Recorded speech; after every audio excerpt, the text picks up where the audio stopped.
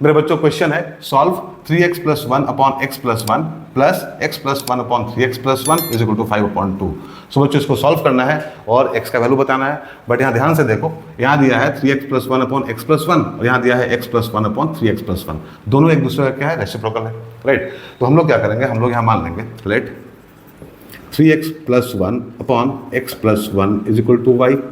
तो अगर इसको हम लोग y मान लिए बच्चों और ये इसका रेसिप्रोकल है तो ये क्या हो जाएगा, then x plus 1 upon 3x plus 1 हो जाएगा 1 अपॉन y, राइट। अब इन वैल्यूज़ को इसमें सब्स्टिट्यूट करो तो हम लोग का इक्वेशन क्या बन जाएगा, हम लोग का इक्वेशन बन जाएगा y plus 1 upon y is equal to 5.2।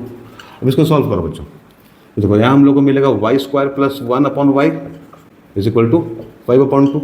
अब यहाँ पे क्रॉस मल्टीप्लिकेशन कर लो, 2 को इधर लेके आओ और y को उधर लेके जाओ, तो यहाँ हो जाएगा 2y square plus 2 is equal to 5y। तो इसको हम लोग ऐसे लिख सकते हैं बच्चों, 2y square minus 5y plus 2 is equal to 0, right. अब बच्चों ये क्या है, ये है क्वाड्रेटिक y में, ठीक है। तो इसको हम लोग सॉल्व करेंगे और y का वैल्यू निकाल लेंगे पहले। तो इसको सॉल्व करो मिडिल टर्म स्प्लिट करके, तो यहाँ हम लोग को मिलेगा 2y square minus 4y minus y plus 2 is equal to 0।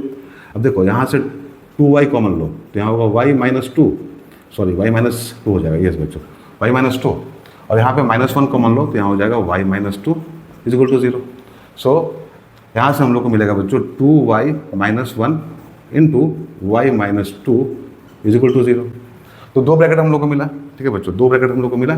तो जो पहला ब्रैकेट है 2y माइनस 1 ये भी 0 के बराबर होगा, और दूसरा ब्रैकेट जो है y माइनस 2 ये भी 0 के बराबर होगा।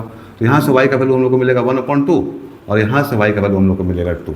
तो y का दो वैल्यू हम लोग को मिला बच्चों 1/2 और 2, राइट।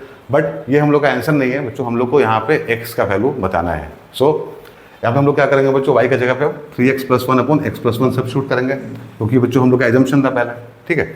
तो इसके लिए हम लोग दो केस बनाएंगे बच्चों। पहला केस देखो यहाँ पे केस 1 बच्चों, इसमें है y इज इक्वल टू 1/2। तो y की जगह पे क्या करना है, सब्स्टिट्यूट करना है हम लोग को 3x plus 1 upon x plus 1 is equal to कितना 1/2। अब सॉल्व करो इसको, देखो क्रॉस मल्टीप्लिकेशन करो फिर से, यहाँ हो जाएगा 6x plus 2 is equal to x plus 1।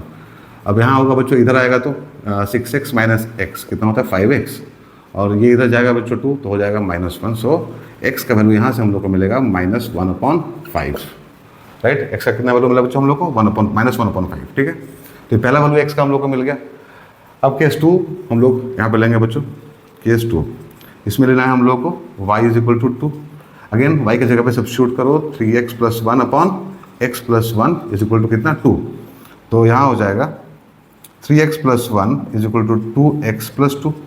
इसको इधर लगेगा बच्चों, मल्टीप्लाई करके 2 के साथ में, तो इतना हो गया। अब देखो 2x को इधर लेके आओ तो यहाँ हो जाएगा x इज इक्वल टू 1, ठीक है। तो ये हम लोग का दूसरा वैल्यू मिला हम लोग का x का। तो x इज इक्वल टू -1/5 और x इज इक्वल टू 1, दो वैल्यू हम लोग को मिला बच्चों।